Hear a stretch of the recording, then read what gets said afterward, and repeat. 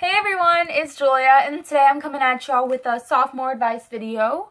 I actually did a freshman advice video last year, so if you want that, I'll link that in the comments below for any of you who just stumbled across a sophomore video and you really wanted a freshman video. Or just to see my experience through high school, because eventually I'll have all the way up to senior year. Also, my sister wants to be in this video. I don't know what she's gonna say because she's gonna be a 6th grader next year, but maybe she'll give us something helpful, so hands up for my special guest, Maya, who's also my sister, so yeah. So, I guess there's a lot of different parts to high school, sophomore year included, and I guess I'll start off with the academic part, which, you know, not everyone's really into, but your freshman year, you figure out, what works for you and what doesn't. In your sophomore year, you'll be able to use this. So, let me think about it. So, your freshman year, if you did really, really good in your classes and you wish to, challenge yourself, then you can go up into an honors or ACE course.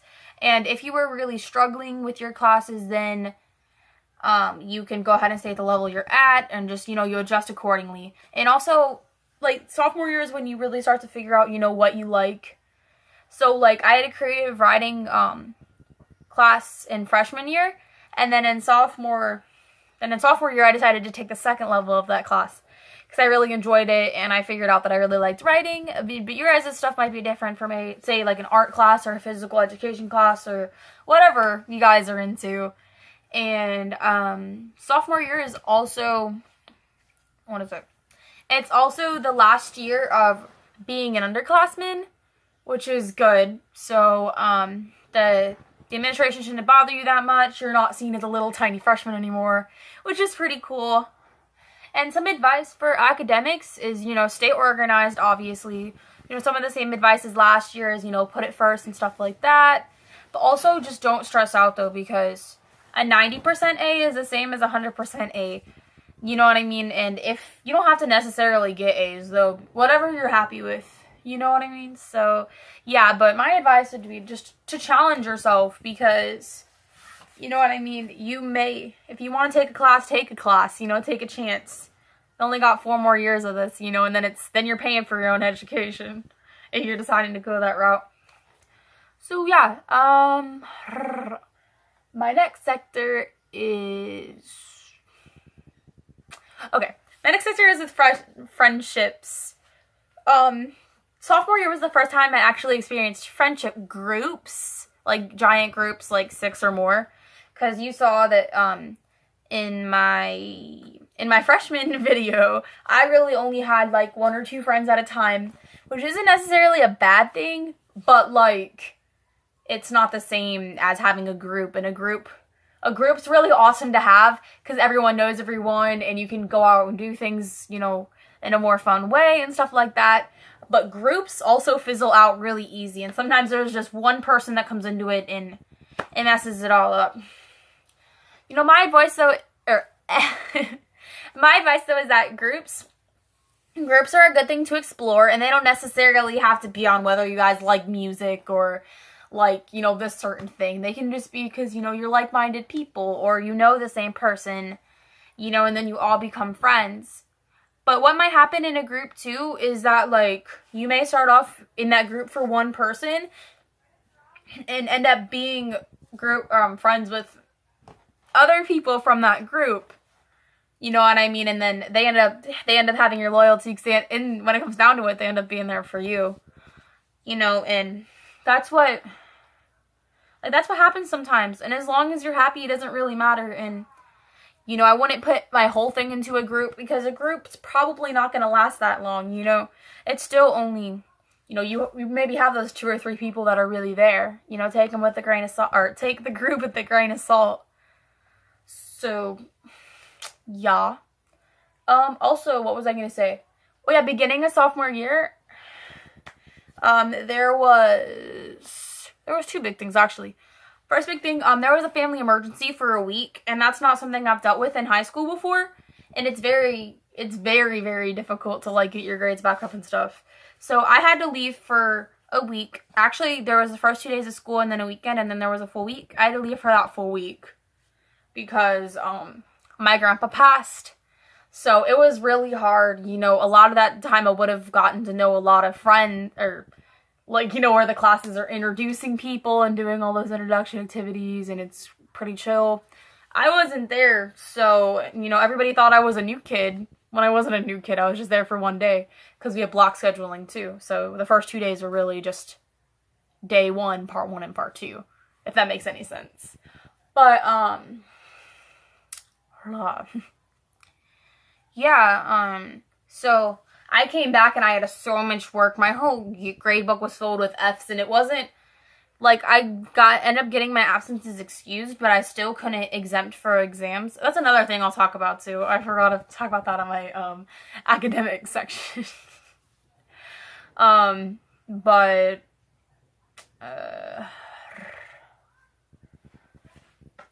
yeah, I ended up having to make up that work till like 11 o'clock at night every night.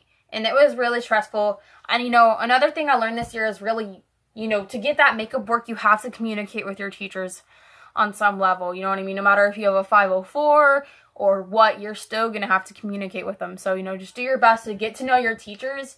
And if you ask for an extension, they should most likely be nice enough to do that. Especially if it's some sort of family emergency. You know what I mean? So, just don't be afraid of them. You know, they're people too. They deal with 120 students-ish, you know, so they're not gonna like lay down and think about how embarrassing you were at night when you're not embarrassing. But yeah, what was I gonna say? Oh, and the other exemption things. I had my first experience with exempting exams, which means basically if you get good enough grades, A's or B's, and then 4 or less absences. I don't know how many schools do this, but I've heard it like a couple of times. And then you were able to get those exams done. So don't be afraid to go to the office and get that paperwork and stuff. You know, if they tell you that, you know, if there's an opportunity, don't pass it up. That's my advice. If there's an opportunity to make your education, your academics, your friendships, anything easier, don't pass it up. You know, opportunities are one thing that we cannot get back. You know, as well as time and all that. But I should make another video about that. Anyways, back to sophomore year. But, oh, another thing that happened, I wanted to say one more academic thing real quick, is I don't know how many schools have Avid, but if you want to be an organized, like, if your grades really matter to you and you're having a hard time, like, being organized in your classes and you're confused, Avid's a good place to, you know, a good elective to fill in because, you know, they'll help you get organized. They'll help with your social skills since you work in groups and stuff like that. It's pretty chill. They give you time to study, and I thought that was pretty cool.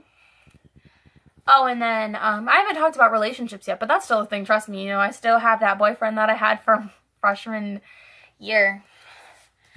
But things got crazy because, you know, we got into our first really big argument in, like, what was it, October?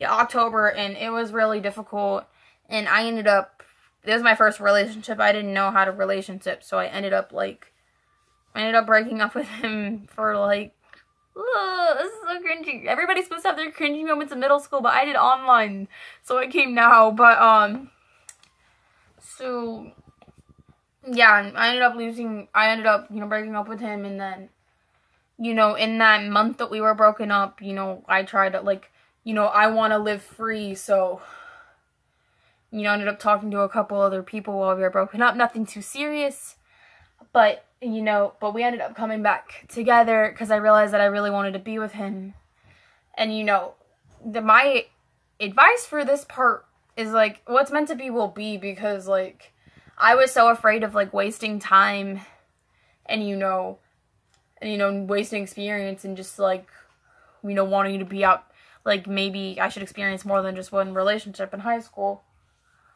But, I ended up wanting him, the whole time I ended up wanting him back, and we ended up working it out. So that's amazing. So just, you know, no regrets, like, nowhere. You know, it's bad to regret things. That's an advice thing too, you know, what's meant to happen will happen. You know, forgive yourself. We ended up working it out, but another thing that ended up happening with that relationship too was that he ended up moving in December an hour away. And that's been really hard for me. I should maybe make another video on long distance relationships, because an hour's not like, I get that people have their significant others living states away, and that would be a lot harder. But he's still an hour away, and transportation's really hard. Neither of us have a car, you know, stuff like that. Neither of us have a license. Parents are a hard thing to work out. So yeah, I guess for long distance relationships, you know, stay strong, communicate, stuff like that. And in high school, you know what I mean, it's so tempting. It was really upsetting for me, because I looked around, I looked around at everyone else, you know, holding hands, all my friends, and I can't really get upset at them, because, you know, that's how their relationship's supposed to look, but that's not how mine does. And it was upsetting, but I still love him, and I can't imagine my world without him. But it's really hard not being able to talk a lot, not being able to see him, not being able to have communication. You know, that's all up to you. Sometimes people can't handle that, and that's okay. And I'm still working on that. So that's a whole nother thing that happened, you know. What's meant to be will be, you know, don't stress out. That's my advice on that. So, do I have anything else to talk about? Oh yeah, like rekindling friendships and stuff. Just because, you know, you stop talking to someone a little bit and drifting apart, doesn't mean you necessarily have bad blood with that person.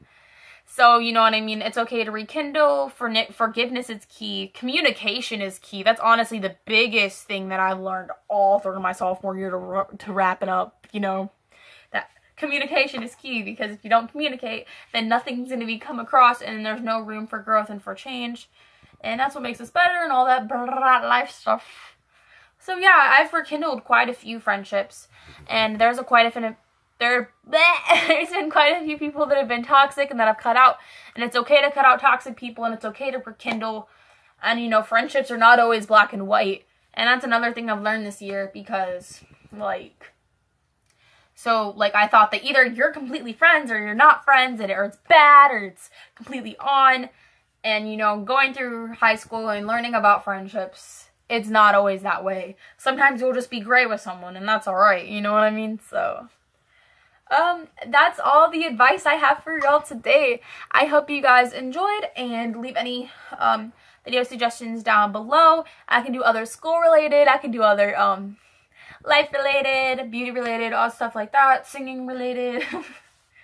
So, yeah, I hope you guys enjoyed, and good luck if you're an upcoming sophomore, or you're just reminiscing back on your years.